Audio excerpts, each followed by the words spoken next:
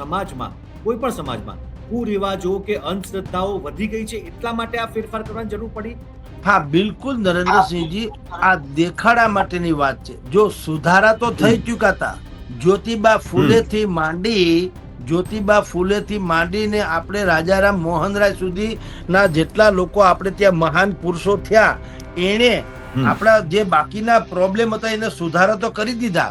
નામ લીધા: ઠાકોર સમાજ, પાટીદાર સમાજ, 42 ગામ શ્રીમાળી બ્રહ્મ સમાજ, પછી ભાવનગરનો ભરવાડ સમાજ, કે અરવલ્લી સાબરકાંઠાના રબારી સમાજ, કે 5 પરગણા ઔદિત્ય બ્રહ્મ સમાજ જે છે એ, આ બધાય સમાજને કહું, અને હજી જેટલા રહી ગયા એ બધાને કહું, સૌથી મોટું બંધારણમાં એક વસ્તુ ઉમેરવાની જરૂર છે જે કોઈએ ઉમેરી નથી. એટલે કિંજલબેન દવે સેલિબ્રિટી હતી એટલે સમાજે કીધું એનો બહિષ્કાર કરો.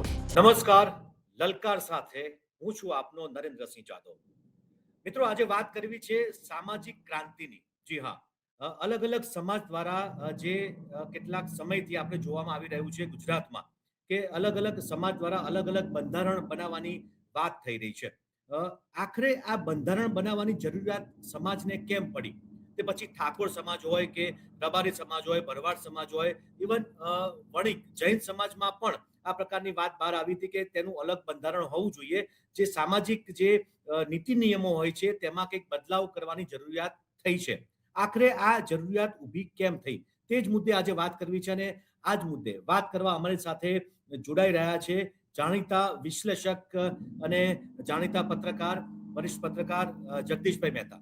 જગદીશભાઈ, આપનું સ્વાગત છે આ વિશેષ ચર્ચામાં. જી નમસ્કાર. નમસ્કાર.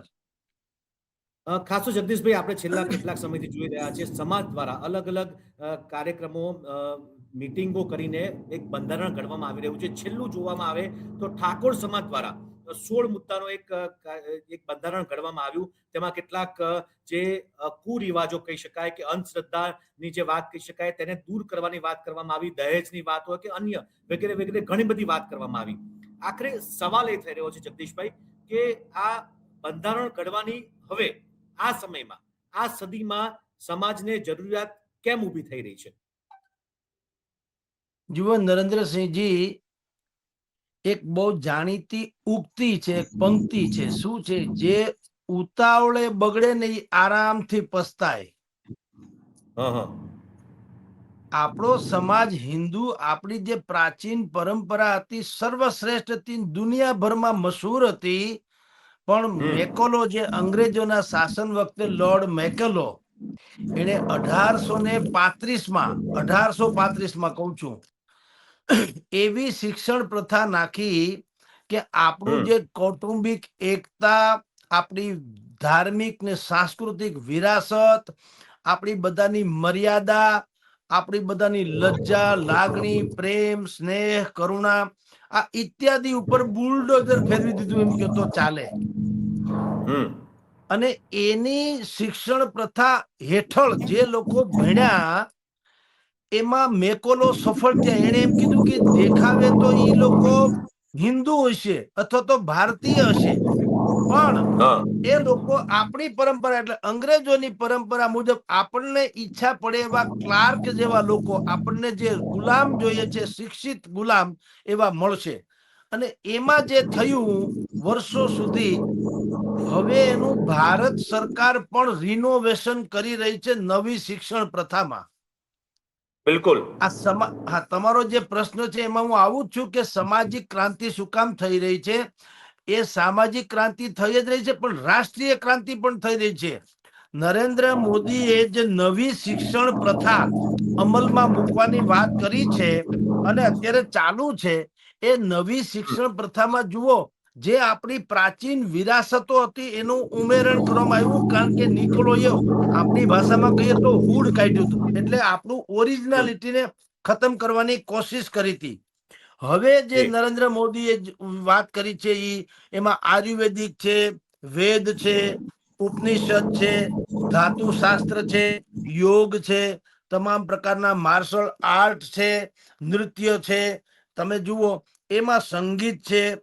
આ બધી જે પ્રાચીન પરંપરા ભારતની હતી, જે નૈસર્ગિક હતી, એટલે કે ભણ્યા વગર કોઠાસૂઝ, જન્મજાત, એને કારણે ભારતને હરાવવું કે ભારતને નીચું જોણું કરવું બહુ અઘરું થઈ પડ્યું હતું અંગ્રેજોને પણ. કે આ લોકોમાં કોમી એકતા, પ્રાસંગિકતા, કૌટુંબિક એકતા, સ્નેહ, લાગણી, પ્રેમ એવો બધો છે, આની ઉપર શાસન કરી ન શકાય અને અવળે રસ્તે ચડાવો તો મેળ પડે. ઈ જે મેકોલોએ કર્યું છે એનો હવે સુધારો કરી રહ્યા છે નરેન્દ્ર મોદી. અને આપણે જાણીએ છીએ જાદવજી કે નરેન્દ્ર મોદીએ ન કેવળ શિક્ષણ પ્રથા પરંતુ આપણા જે પ્રાચીન ધરોહર સમાજ જે કેટલાક ધર્મ સ્થાનકો જે છે, જેમ મધ્યપ્રદેશનું મહાકાળ મહાદેવનું મંદિર, વારાણસીમાં જે છે એ મંદિર જે છે, અયોધ્યામાં મંદિરની પુનઃસ્થાપના અને પાવાગઢથી માંડીને અંબાજી સુધી, સોમનાથ સુધી જે આખી વિરાસત જે ભૂતકાળમાં આપણી આજથી 1000 વર્ષ પહેલા સોમનાથની જે સ્થિતિ વિધ્વંસકારીઓએ કરી હતી એ પહેલા સોમનાથ જેવું દેદીપ્યમાન જેવું હતું, ગોલ્ડન સુવર્ણ જેવું, એ આજે તો ઝળહળે છે, આપણી નજર સામે છે. 1000 વર્ષ થયા જ્યારે ગજનીએ હુમલો કર્યો હતો. હા, બિલકુલ બિલકુલ. અને નરેન્દ્ર મોદીજીએ અહીંયા હમણાં સોમનાથ આવવાના છે 2-3 દિવસ પછી 11મી તારીખે નરેન્દ્ર મોદીએ 1 વર્ષ ચાલે એવો એક આખો પ્રોગ્રામ બનાવ્યો છે કે આપણી પ્રાચીન ધરોહર ને વિરાસત જે છે સાંસ્કૃતિક અને ધાર્મિક એનું આપણે મહિમા મંડન કરી શકીએ પુનઃ ફરીથી એમ.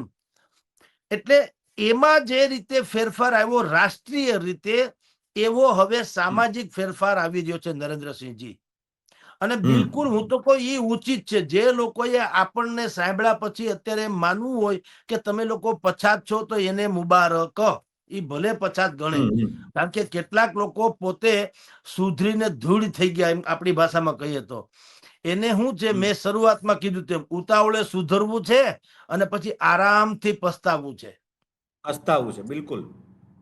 ભાઈ અત્યારે ગેનીબેન ઠાકોર કયો કે બાકીના તમામ સમાજ વિશે હું તમને વાત કરું. જુઓ, ઉત્તર ગુજરાતના બનાસકાંઠાના વાવ, થરાદ, પાટણ એ બધા જિલ્લાના ઠાકોર સમાજે પણ એક સામાજિક બંધારણ 18 મુદ્દાનું ઘડ્યું અને એમાં સ્પષ્ટપણે લખ્યું, એમાં સગાઈ ઇત્યાદિ કે સગાઈમાં એમ કે 21 લોકો જ હોય, લગ્નમાં 2 જ વાર લગ્ન વર્ષમાં થાય, વૈશાખ અને મા મહિનામાં, જાનમાં હોય તો પણ 11 વાહનો જ હોય ને વધુમાં વધુ 100 લોકોથી વધારે નહીં આવવું જોઈએ. એમાં ગેનીબેન ઠાકોર ને બળદેવજી ઠાકોર ને જગદીશ ઠાકોર ને અલ્પેશ ઠાકોર, એમાં તમે જુઓ પક્ષના વાળાએ ભૂલાઈ ગયા. જુઓ, એ સારી વાત નથી. કોંગ્રેસ ભાજપ કુછ નહીં.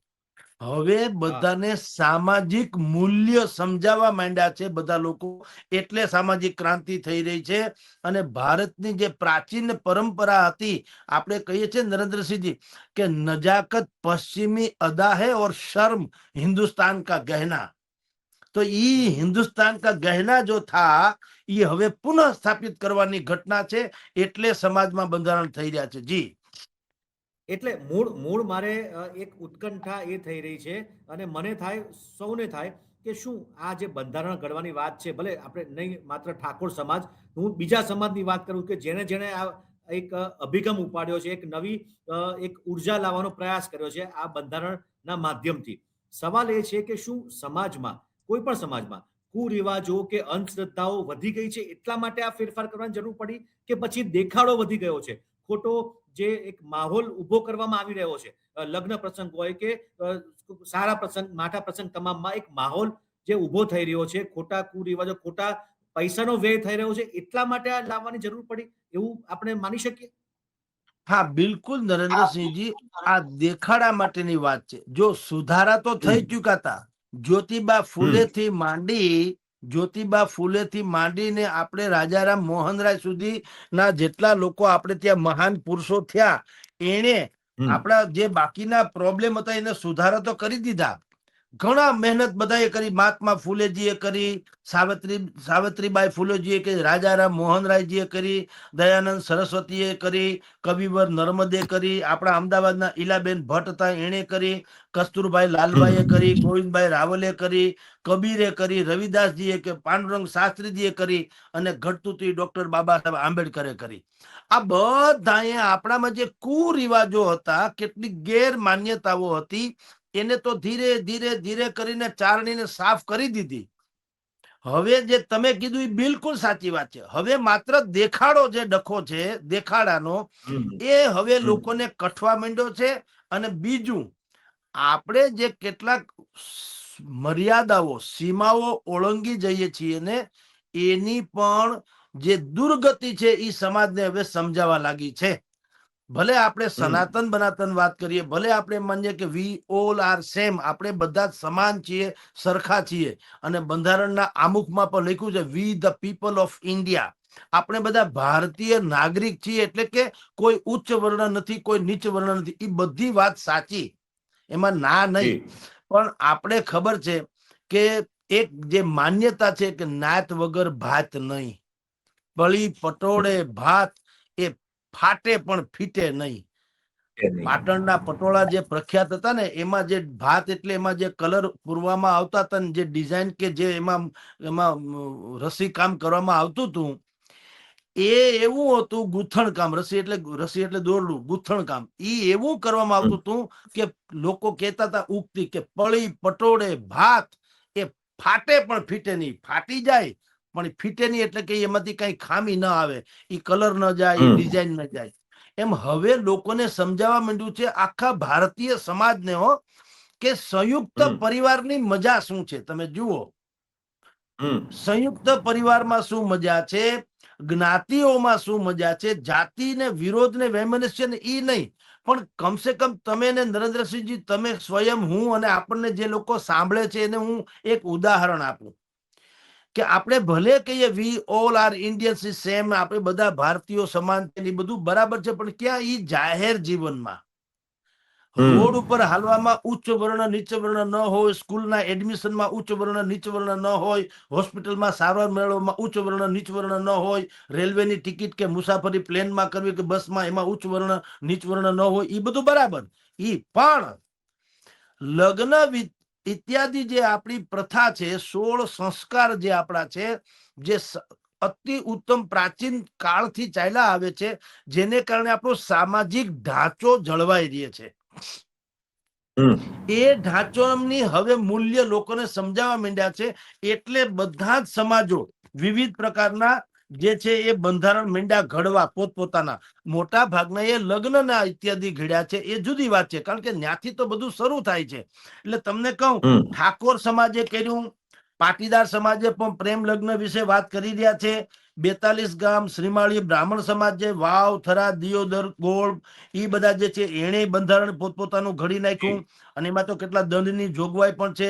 એમાં એમ લખ્યું છે કે આ બંધારણનો ભંગ કરે અને 5 લાખ રૂપિયાનો દંડ, લગ્નના છૂટાછેડામાં જે દોષિત વર્ગ હોય એને 10 લાખ રૂપિયા દંડ, સગાઈની ઉંમર હમ પણ 18 થી 20 વર્ષની થાય. સગાઈ એટલે આપણે સગાઈ કહીએ પણ લગ્ન, તો 18 થી 20 લગ્ન વર્ષની દીકરી થાય પછી જ લગ્ન.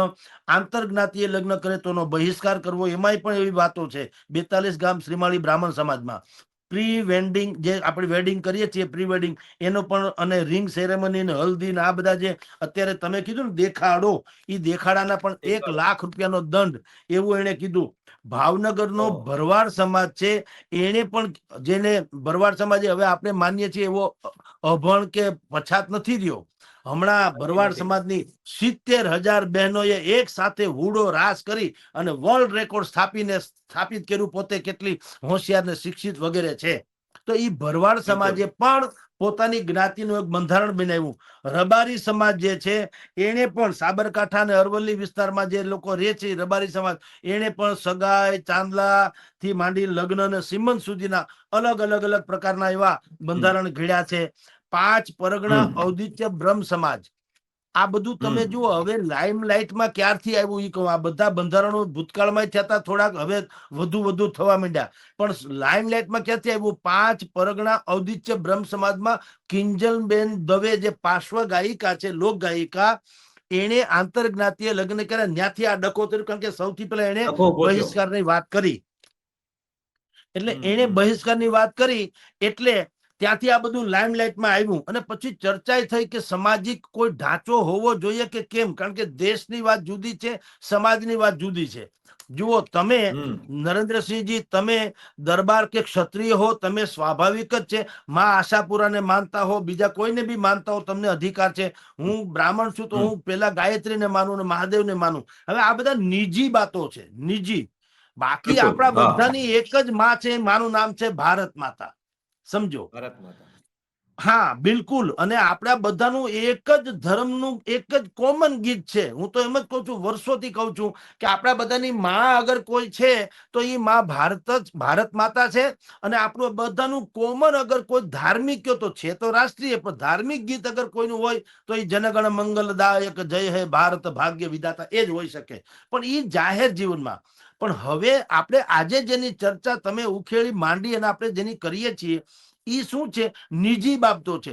કે તમે સમાજની નીમ એટલે કે એનો પાયો મજબૂત હશે તો નિકોલોએ જેમ 1835માં કોશિશ કરીને આપણને પાડ્યા એવું ભવિષ્યમાં કોઈ પાડી નહીં શકે. એટલે આ સામાજિક ક્રાંતિઓ થઈ રહી છે. આપની જાણ ખાતર પેલા જમાના રાજસ્થાન ને ઉત્તર પ્રદેશમાં ખાપ એવી એક પંચાયતો છે, આજે છે, આદિવાસી સમાજમાં છે. આજે પણ છે. એમાં તો કેટલું, હા. હા હા, પણ એમાં જે છે ને એમાં બહુ થોડુંક અતિશયોક્તિ પણ છે.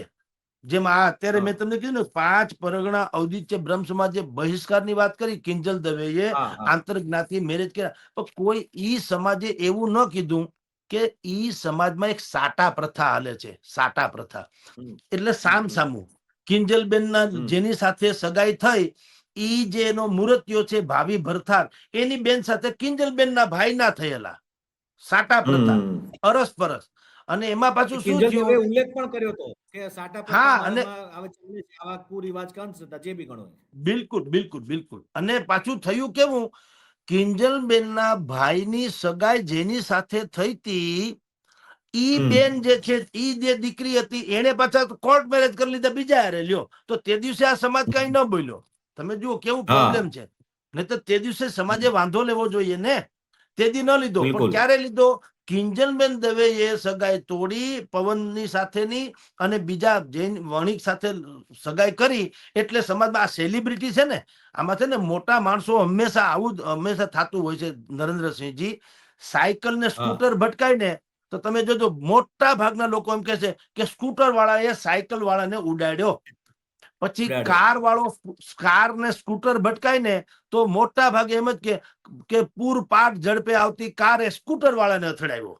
પછી ખટારો એટલે પબ્લિક કેરિયર, ઈણે અને કારને હા. અકસ્માત થાય તો કાળમુખા ટ્રકે કારને ઉડાડી દીધી. આમાં નાનો જે મોટો હોય ને એ વાંકમાં ગણાય. એટલે કિંજલબેન દવે સેલિબ્રિટી હતી એટલે સમાજે કીધું એનો બહિષ્કાર કરો. બરાબર? હમ, એટલે ઈ વાત હમ. ખોટી એટલા માટે છે નરેન્દ્રસિંહજી. બહિષ્કારની વાત તો હું હોય, હું તો કહું ને હજી તમામ સમાજ જેના મેં અત્યારે નામ લીધા, ઠાકોર સમાજ, પાટીદાર સમાજ, 42 ગામ શ્રીમાળી બ્રહ્મ સમાજ, પછી જામનગર ભાવનગર નો ભરવાડ સમાજ, કે અરવલ્લી સાબરકાંઠાના રબારી સમાજ, કે 5 પરગણા ઔદિત્ય બ્રહ્મ સમાજ જે છે ઈ, આ બધાય સમાજને કહું. અને હજી જેટલા રહી ગયા એ બધાને કહું, સૌથી મોટું બંધારણમાં એક વસ્તુ ઉમેરવાની જરૂર છે જે કોઈએ ઉમેરી નથી. જે હમ. સામાજિક બહિષ્કાર ખાલી લગ્ન ઇત્યાદિમાં કરે છે ને એ તો ખેર, સમાજના જે કેટલાક દોષણો છે એટલે કે જે અપરાધી હા, તત્વો છે, જેને ધંધો છે ચોરી કરવી, છેતરપિંડી કરવી, અપહરણ કરવા, લૂંટ કરવી, કોકને દગો દેવો, ધોખેબાજી કરવી અથવા તો છેતરવા, આ પ્રકારના જેને બિઝનેસ એટલે કે જેની પ્રકૃતિ થઈ ગઈ હોય, આવેશમાં કોઈ માણસ કોઈને હુમલો કરે, તમે મને ધોલ મારો હું તમને ધોલ મારું, બહિષ્કાર ન કરે, કારણ કે આવેશ છે. એનો અર્થ એમ છે કે પ્રી પ્લાનિંગ નથી. પણ મારી જે હમ. ગોઠવણ જ હોય, જેમ કે હું કોઈ ગેંગ ચલાવતો હું, ધારો કે એવા જે તત્વો છે, સામાજિક બહિષ્કાર એનો કરવો જોઈએ. જો તમામ સમાજ એના અસામાજિક તત્વોનો બહિષ્કાર કરે તો લગભગ પોલીસની જરૂર ન પડે અને અદાલતોમાં કેસ ઓછા થઈ જાય. કારણ કે ઈ હમ. આખું ઓગણાની જેમ અલગ તરી આવે. આ સમાજ તમારી જાણ ખાતર નરેન્દ્રસિંહજી, આપણે એક વાક્ય હંમેશા બોલીએ છીએ કે વર્તમાન સમાજ એ હમ. દુર્જનોની સક્રિયતાથી એટલો પીડિત નથી જેટલો સજ્જનોની નિષ્ક્રિયતાથી છે. બહુ બહુ સાચી વાત. એટલે સજ્જનો નિષ્ક્રિય છે એટલે આપણને દુર્જનો વધુ સક્રિય લાગે છે. અને બહુમતી સજ્જનોની હોય, દુર્જનોની નથી. આખા ગામમાં એક જ માણસ હોય માથા ભારે, એકાદ બે માણસ માથા ભારે હોય, બાકી ગામ આખું તો સારામાં સારું હોય. એવી કોઈ જ્ઞાતિ, વર્ગ, કોમ, રાજ્ય, દેશ એમાં માથા ભારે અમુક લોકો જ હોય, એ લઘુમતીમાં છે. પણ બહુમતી જેવું એનો પ્રભાવ શું કામ છે? સજ્જનો નિષ્ક્રિય છે. એટલે તમામ સમાજે ભલે બંધારણો બધાય ઘડ્યા, ચાંદલી, હળદી, ફલાણું, જાનમાં લઈ જવા, લગ્ન કેટલા કરવા, જમણવાર કેટલાનો રાખવો, લેતી દેતી શું કરવી, બધી સારી જ વાત છે. લવ મેરેજમાં શું કરવું? જો પાટીદાર સમાજે તો ઓર ક્રાંતિ કરી, જે 18 વર્ણને લાગુ પડે. એણે કીધું લવ મેરેજ આમ કોઈ પાપ વાત નથી કરી, પણ લવ મેરેજ જે કરે એ દીકરી કે એના જે સામે વાળા હોય એને 1 મહિના અગાઉ પેલા માવતરને નોટિસ મોકલવાની થાય છે. અને મેરેજ નું રજીસ્ટ્રેશન પણ ક્યાં કરાવવાનું? જ્યાં દીકરીનું આધાર કાર્ડ હોય ત્યાં મેરેજ રજીસ્ટ્રેશન કરાવવાનું. અહીંયા હું રાજકોટમાં છું, તમારા અમદાવાદમાં કોઈક દીકરી ભાગીને ત્યાં મેરેજ સર્ટિફિકેટ લઈને પછી મને ટપાલ દ્વારા મોકલી દે તો માવતર પાસે કઈ હાથમાં રહે નહીં, એવું નહીં. દીકરીનું જ્યાં આધાર કાર્ડ હોય ત્યાં જ એનું મેરેજ રજીસ્ટ્રેશન થવું જોઈએ. નંબર 2, 1 મહિનાનો નોટિસ પીરિયડ આપવો જોઈએ. ભાઈ અમે તમારી દીકરી સાથે, અમારો દીકરો આવી રીતે એના લવ મેરેજ કરવા ઈચ્છે છે, તમને કોઈ વાંધો હોય તો તમે વાંધો નોંધાવી શકો. તો વાંધામાં બીજું ભલે જેને આપણે કે ને મિયા બીબી રાજી તો ક્યાં કરે કાજી, ભલે માવતર પછી કદાચ સંતાનોના સુખ ખાતર કઈ બોલે નહીં, પણ 1 મહિનાનો નોટિસ પીરિયડ હોય નરેન્દ્રસિંહજી, તો કમસે કમ એ તહેકીકાત તો કરી શકે કે ટૂંકમાં સામે જાણી વાળું શકે અને હા તપાસી શકે. કોણ છે કોણ નહીં, લાયક છે કે નહીં, દીકરી ભોળવાઈ નથી ગઈ અથવા તો ભવિષ્યમાં દુઃખી થશે કે સુખી થશે.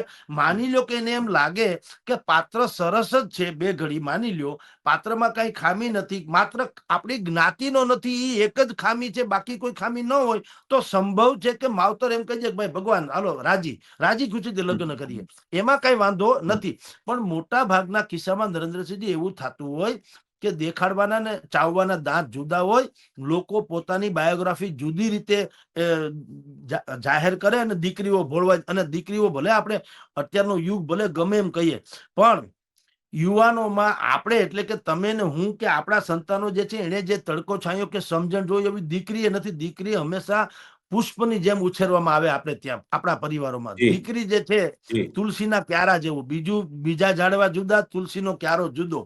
તુલસીના ક્યારાને નાગલો ચડાવવામાં આવે, પાણી ચડાવવામાં આવે, એને ધૂપ દીપ કરવામાં આવે.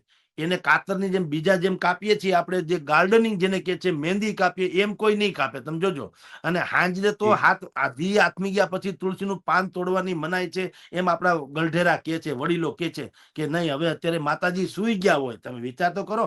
તો દીકરી તુલસીના ક્યારા જેવી છે અને દીકરી વહાલના દરિયા જેવી હોય દરેકને. એટલે દરેક લોકો દીકરીને પુષ્પની જેમ ઉછેરે. હવે ઈ રાતોરાત ક્યાંક એવી રીતે બહેકાવામાં કોઈના આવી જાય અને દોજખ ભરી એની જિંદગી બની જાય તો માવતરને સૌથી વધુ પીડા થાય, દીકરી કરતાય વધુ. સ્વાભાવિક છે, માવતરને પહેલી પીડા ચિંતા હોય છે. એટલે હા, એટલે જે અદાલતો જે અથવા તો આપણે ત્યાં જે બાકી બધા લોકો જે પોતાની જાતને સુધરેલા છે, એમ કે નાના 18 વર્ષની વયની દીકરી કે 21 વર્ષનો દીકરો પોતાનો પાર્ટનર પસંદ કરી શકે. એટલે ભાઈ વાત સાચી, પણ રેઢિયાર નહીં, કોક લાયક હોય ઈ. તમે પાત્ર પસંદ કરો ના, અમે ક્યાં ના પાડીએ છીએ, પણ માવતરને કયો, એને જાહેર તો કરો. અને તમારામાં એવું શું છે તમારે છુપું કરવું પડે? પહેલેથી તમે કેમ એવું ધારી લ્યો છો કે તમને એની દીકરીના માવતર ના જ પાડશે? તમારામાં ક્યાંક લોચો હોવો જોઈએ. જો તમે નિષ્કલંક હો, તમે લાયક હો, ભલે કાસ્ટ ગમે તે હોય, પણ તમે લાયક હો, નિષ્કલંક હો, તમે શિક્ષિત હો, યા તો તમે ભણી ગણી અથવા તો તમે કમસે કમ એટલી રોજી રોટી રળતા હો, તમારી ઉપર કોઈ દાગ ન હોય, તમારું કુટુંબ સંસ્કારી હોય, તો બીજા કોઈને જ્ઞાતિ બહુ બાદ નથી આવતો. પણ તમે ગમે એની આસમાની સુલતાની બતાવીને દીકરીને ભોળવી જાવ, કારણ કે એ પુષ્પની જેમ ઉછેરી છે, એને બહુ તડકા છાયા જોયા નથી હોતા. અને સમાજના જે કેટલાક અમુક પ્રકારના દૂષણો છે એનાથી દીકરીઓ થોડીક અજાણ હોય છે. આપણા જેવું આપણે બધા રોડ રસ્તા વચ્ચે રોજ આપણે નોકરી ધંધો કરીએ, આપણે બહાર બહુ જઈએ પુરુષ હોવાને કારણે, એટલે આપણને દુનિયાભરના માણસ ચારવાનો ધંધો આપણે કહીએ. ઘણા લોકો એમ કે છે કે ભાઈ આને શું ધંધો? ભાઈ અમારે માણસ ચારવાનો ધંધો. એટલે કે તમને ફેસ ઉપરથી કહી દે કે તમારી પ્રકૃતિ કેવી છે. એટલે પુરુષો ઓછા છેતરાય આ બાબતમાં, પણ વધુ છેતરી શકે. છેતરી શકે, છેતરાય ઓછા. તો આમાં જે દીકરીઓ છેતરાય છે એ તમામ 18 વરણને એમ થયું ચાલો આ તો બધું બરાબર નહીં, કારણ કે અદાલત ક્યારેય એમ નથી કહેતી કે લવ મેરેજ કરવાની છૂટ, 18 વર્ષની દીકરીને 21 વર્ષના દીકરાને પોતાનો લાઈફ પાર્ટનર પસંદ કરવાની છૂટ છે એવું અદાલત કહે છે. પણ અદાલત ઈ જવાબદારી માવતરની જેમ નથી લેતી કે કાલ સવારે દીકરી ફસાઈ જાય તો અમે એના ઘરે આંટો મારવા જાશું, કેમ છે બેટા તારું હરખું હાલે છે, એમ કોઈ અદાલત આવે છે નહીં. એ તો તમે કેસ કરો, હલવાઈ જાઓ, હેરાન થાવ, સત્યાનાશ થઈ જાય, ઘરે આવવા જેવું રે નહીં, અને તમે અમસ્તાય હવે કોઈ કામના ન રહ્યા એવી તમારી દોજક ભરી જિંદગી થઈ જાય ને કેસ કરો તો અદાલત પાછી આવે. બાકી તમારું જે થવું એ થાય. તો એ તો ના હાલે. માવતરની આપણે જે એરેન્જ મેરેજ પ્રથા જે છે નરેન્દ્રસિંહજી, એ શું છે કે તમને એક તો પેલા બે કુટુંબના 50 લોકો અવળ હવળ એકબીજાની જાણી કારવીને પછી કરે, પછી આડાવડા સંબંધી પણ થતા હોય, હાવ અજાણા ન હોય બને ત્યાં સુધી, વાયા મીડિયા એકબીજા સંબંધી થતા હોય, એટલે હું એકબીજાની શરમ નડે. અને પછી માની લો કે ન કરે નારાયણને ક્યાંક પીંજણ થાય તો એરેન્જ મેરેજમાં જે લોકો વચ્ચે પડેવા 5-50 લોકો ડાયા હોય એ એકબીજાને સમજાવે કે ભાઈ આમાં તમારો વાંક છે, તમારો વાંક છે, આમ તેમ, એટલે એનું જીવન દોજખ ન બની જાય એમ. એરેન્જ મેરેજ એટલે ફૂલ સિક્યોરિટીની કલ્પના. પછી એમાંય ઘણા લોચા થાય છે એ જવા દો. આ બધા સમાજના જેટલા કહેવાતા સુધરેલા માણસો શું કે છે કે લવ મેરેજ કરતા એરેન્જ મેરેજમાં વધુ ડખા થાય છે. કોઈ કરતા કોઈ પાસે કઈ પ્રમાણ નથી હો, એમને જી જી કરે જાય છે. એટલે ભલા માણસ મોટા ભાગે લવ મેરેજમાં ડખા થાય છે. તમારી જાણ ખાતર એરેન્જ મેરેજ જે હોય છે, હા એરેન્જ મેરેજ અત્યારે તમે ને હું સંસારમાં તપાસ કરવા નીકળો તો ખબર પડે મોટા ભાગના એરેન્જ મેરેજ હોય છે ને એ આરામથી નભી જાય છે. લવ મેરેજમાં શું છે, કેશાકર્ષણ હોય. એક તો જાતીય આકર્ષણ, પછી યુવાની, પછી ના સમજપણું, અને પછી બાકી બાહ્ય દેખાવ, અને બાકી છેતરપિંડીની માયાજાળ. આ બધા પરિબળો એમાં કામ કરે. ત્યારે એરેન્જ મેરેજમાં શું છે, મારા ગુણ અને અવગુણ જે હોય, કારણ કે જાણીતામાં થયું હોય ને, એટલે મારા અવગુણની ખબર હોય, મારા ગુણની ખબર હોય, મારી મર્યાદાની ખબર હોય ને મારી અભાવની ખબર હોય, બધી ખબર હોય. ઉલટા પુલટા હાલે નહીં. એટલે કહું છું કે આ તમામ સમાજ જેની આપણે અત્યારે ચર્ચા કરવા બેઠા છીએ એ લોકો હવે સામાજિક ક્રાંતિ જેને કહેવામાં આવે, એટલે આમ જુઓ તો આપણા સંસ્કારોનું પુનઃસ્થાપન થઈ રહ્યું છે, આપણા રીતિ રિવાજોનું. હા, મૂળ વસ્તુ એ છે કે પહેલા હતા, હવે કંઈક ક્યાંક ભટકી ગયા અને હવે પાછા એ રસ્તે પાછા ફરવાની વાત કહેવાય. પરંતુ મહેતા સાહેબ, મૂળ વસ્તુ એ જાણવું છે કે આપણે જેટલા જેટલા સમાજની આજે વાત કરી કે તેઓ બંધારણ ઘડી રહ્યા છે, આ નીતિ નિયમો કરી રહ્યા છે, એનાથી પરંતુ તે આગળ તેનું ઇમ્પ્લિમેન્ટ, તેનું અમલીકરણ મજબૂત રીતે થાય તો જ એનો ફાયદો થશે. બાકી ભલે જાહેરાતો કરી દે પણ પાછું એનું એ જ રીતે જો ચાલવાનું હોય તો પછી એનો ફાયદો શું? એવું છે ભાઈ, તમારે શિખરની એટલે શિખરની ટોચ ઉપર પહોંચવું હોય ને તો શરૂઆત તો તળેટીથી જ કરવી પડે. એટલે આ સુધારાની પણ શરૂઆત છે. એટલે કેટલાક સેટબેક્સ કદાચ આવી શકે. જેમ કે અત્યારે વિવાદમાં છે જ ને, કિંજલબેન દવેના કિસ્સામાં શું થયું, વિવાદ તો થયો જ મોટે પાયે. કેટલાક સુધારાવાદીઓએ કીધું કે એ સમાજના ઠેકેદારો કોણ છે કે જે કિંજલબેનને એવું કહી શકે કે તમારો ભાવિ ભરતાર કોણ હોય. વાત તમારી સાચી ના, કારણ કે બધી દીકરીઓ કિંજલબેન જેવી પ્રખ્યાત કે શિક્ષિત કે અનુભવી નથી હોતી, સમજણ વાળી. કિંજલબેન તો એ તો સેલિબ્રિટીઝ છે, એને દુનિયાદારી જોઈ છે, એ દીકરી સમજણી પણ છે. ખાલી પૈસા કમાય છે ને કલાકાર છે એટલું જ નહીં, એના તમે આઈક્યુ જુઓ, એના મેં બધા જ વિડીયો પણ જોયા છે. એને બધી વાતો જે કરી છે સમજવા જેવી. તો એવી દીકરી જેમાં જાય, જે પાત્ર પસંદ કરે તો મોટા ભાગે એમાં વાંધો નથી આવતો. એટલે આપે જે પ્રશ્ન કર્યો નરેન્દ્રસિંહજી કે આનો અમલનું શું, અમલ અત્યારે શરૂઆતમાં કદાચ ન પણ થાય. જેમ કે મેં તમને કીધું, આ બધા તમે જુઓ પાટીદાર જે લોકોએ બંધારણ ઘડાઈ કેવા છે, મેં ઓલામાં તો તમને દંડની વાત કરી. 42 ગામ શ્રીમાળી બ્રાહ્મણ સમાજ છે, વાવ, થરાદ, દિયોદર, ગોળના. એને તો કીધું કે બંધારણ આપણે ઘડ્યું, એ બંધારણનો ભંગ કરે ને 5 લાખ રૂપિયાનો દંડ. લગ્ન કર્યા અને પછી લગ્નમાં છૂટાછેડાનો જે કેસ આવે, તમે દોષિત જે હોય, જેને કારણે આ છૂટાછેડા થાય છે, નિર્દોષ નહીં, તો એ જે દોષિત વર્ગ હોય એને 10 લાખ રૂપિયાનો દંડ કર્યો છે. પછી સગાઈની ઉંમરે નક્કી કરી, 18 થી 20 વર્ષની હોય પછી સગાઈ કરવી, પેલા નહીં. આંતરજ્ઞાતિ કરે તો બહિષ્કાર કરવો. એવી રીતે ઠાકોર સમાજે પણ કર્યું. કે ભાઈ તમારે લગ્નમાં આટલા જ લોકો, સગાઈમાં આટલા જ લોકો, હલ્દીને ને પ્રી વેડિંગની ને ઈદ ઇન્ડેક બધું બંધ કરવું, લિમિટેડ મર્યાદામાં કરવું. એમાંય કીધું કે જે ભાગીને લગ્ન, આંતરજ્ઞાતીય શબ્દ નથી વાપર્યો. એને શું કીધું હમ. ઠાકોર સમાજે કે ભાગીને લગ્ન કરે એનો બહિષ્કાર. એનું કારણ એ છે, મેં આગળ આપણે ચર્ચા કરી નરેન્દ્રસિંહજી, એના જેવું છે કે તમારી દીકરી જેને તમે 16 કે 17 18 વર્ષ તમે ઉછેરીને મોટી કરી હોય, તમારા કલેજાનો કટકો હોય, તમારા કાળજાનો હમ. કટકો. હવે એ દીકરી સવારે પથારીમાં ન હોય એના રૂમમાં કે આપણી બાજુમાં, અને ખબર પડે કે એ ભાગી ગઈ છે, તો સૌથી પહેલા માવતરને શું વિચાર આવે એ કહું કે આને કોકે ભોળવી છે, ઈ કદાચ આખી ગેંગ નહીં હોય એની શું ખાતરી, અત્યારે એનો દુરુપયોગ નહીં થતો હોય એની શું ખાતરી, એ કમસે કમ સજીવ છે કે નિર્જીવ અત્યારે એની શું હાલત હશે એ ખબર નહીં, ભાગી કાઢવીને એ ક્યાં રહેતા હશે. આ બધા કુવિચાર જ આવે. અને એ સ્વાભાવિક છે, કારણ કે તમે ભાગીને લગ્ન કરો છો એટલે કાંઈક છુપાવો છો તમારે. અને જે દીકરી, મને તો ઈ થાય નરેન્દ્રસિંહજી, આ પણ એક બહુ મોટી વિટંબણા છે. તમે દુનિયાના કોઈ માવતરને પૂછો, એ પોતાના કલેજાના કટકા જેવી દીકરીને ઉછેરવામાં દુનિયાભરની વ્યવસ્થા કરે, એમાં કાંઈ કચાશ ન રાખે. ઈ દીકરી પણ કેવી, અને સામેવાળા પાત્ર એ હાળું ઈ ન સમજવું જોઈએ કે આ જે એના માવતરની ન થઈ મારી કઈ રીતે થશે, એવું ન થવું જોઈએ. તમે વિચાર કરો, આનાથી મોટી કોઈ તો પણ મહેતા સાહેબ, તો પણ અઢળક આવી રીતે ભાગીને લગ્ન થતા હોય છે, પ્રેમ લગ્ન થતા હોય છે.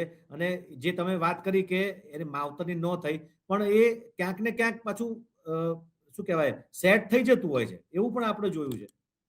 પછી શું થાય છે, એટલા માટે એ સેટ શું કામ થઈ જાય છે?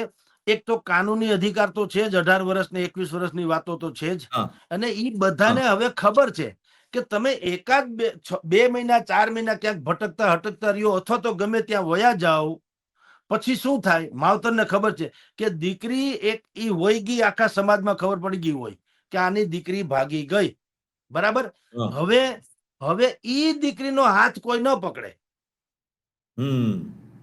જેમ આપણે સાડી લેવા જઈએ છીએ, બજારમાં કોઈ કપડા લેવા જઈએ છીએ, તો તમે જુઓ, ફ્રેશ કપડાં એટલે કે આવું સરસ કપડું છે એનો કિંમત અલગ હોય, જ્યારે કે એમાં ક્યાંય પણ તમે એમ કહો કે ભાઈ આ કપડામાં પ્રોબ્લેમ બીજો કાંઈ નથી, તો શું છે, થોડુંક ડેમેજ પીસ છે, હા.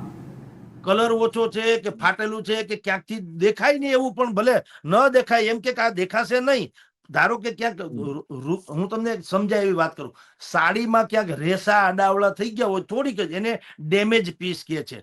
તો વેપારી આપણને કે ખરો, આપણા બૈરાઓને શું કે આ જે ડેમેજ છે એ તો પાલવમાં આવી જવાનું છે, દેખાવાનું નથી. બાકી તો આખી સાડી સરસ જ છે, પણ એ દેખાશે નહીં, પણ છે ખરું, એટલે એનો ભાવ ઓછો. આવું કે છે કે નહીં?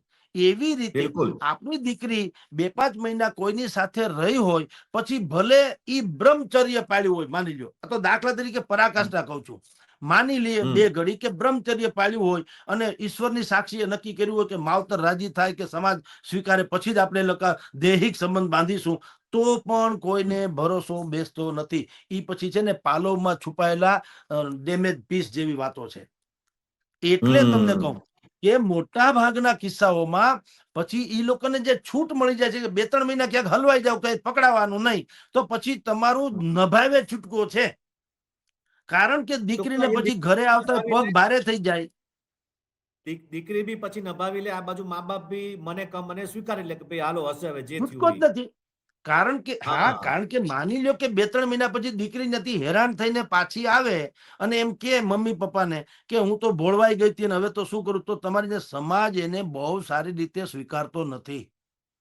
ઈ પણ આપણી પ્રથા છે ને, સમાજમાં એ વાત બિલકુલ. પ્રચલિત થઈ જ જાય, ગમે એટલી ઢાકો ઢૂંબો, ખબર પડે કે આ દીકરી કોઈની સાથે ભાગી ગઈ હતી, 2-4 મહિના રહીને પાછી આવી છે, એટલે સમાજ એને જુદી એંગલ થી જોવા ટેવાયેલા છે. કોઈ એમ ન કે ચાલો આ દીકરીનો જીર્ણોદ્ધાર કરીએ, પછી એને એવું જ પાત્ર મળે, દીકરીમાં કાંઈ ખામી ન હોય તોય કહું છું હો, પછી એવું જ પાત્ર મળે કે જેમાં તમારે સમજોતા કરવા પડે અમુક બાબતોના, અને એટલે મૂળ આ વસ્તુ એ છે બધું કે થાય. જી. હા, ટૂંકમાં એ સમજોતા ન કરવા પડે એટલા માટે જ કદાચ આજે સમાજ દ્વારા જે એક સુધારાની વાત આ બંધારણ દ્વારા કરવામાં આવી રહી છે, ખરેખર એક શું કહેવાય, એક નવી પહેલ કહી શકાય, અથવા તો એક નવું એક પરિવર્તનનો પવન આપણે એને કહી શકાય.